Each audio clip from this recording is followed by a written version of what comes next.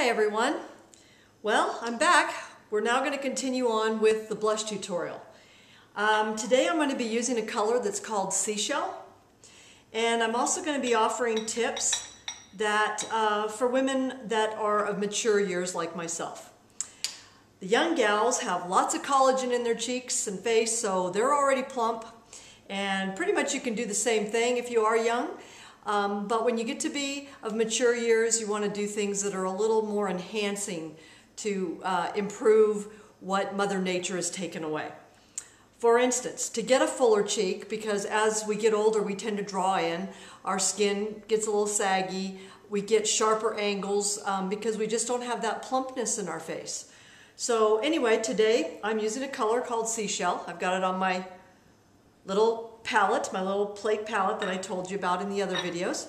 And I'm using the small rounded face brush. Now we also have a large rounded face brush, and you can see the differences.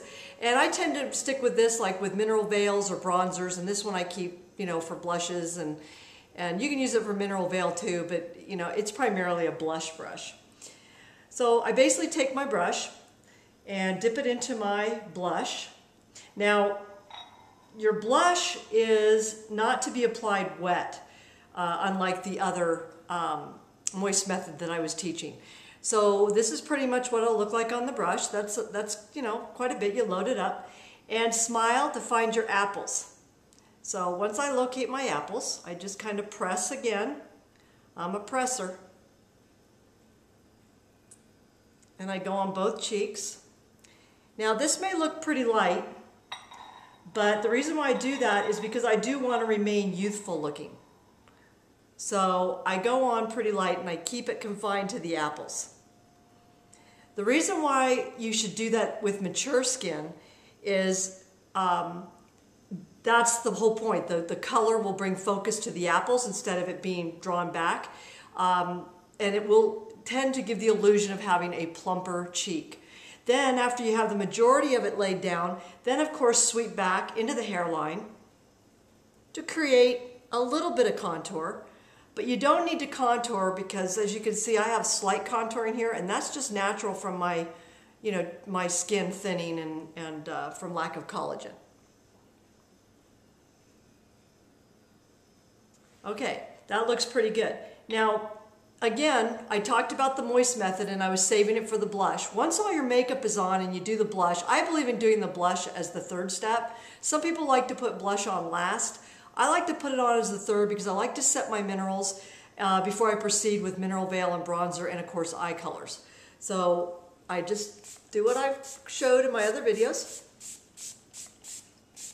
And I just spritz on everything. Get my hair back in place so it doesn't cowlick on me. And now you can see my cheeks are deepening. So that's what it does. It makes the color pop. So something you might think is a little light will actually come forth in more color and it'll pop beautifully.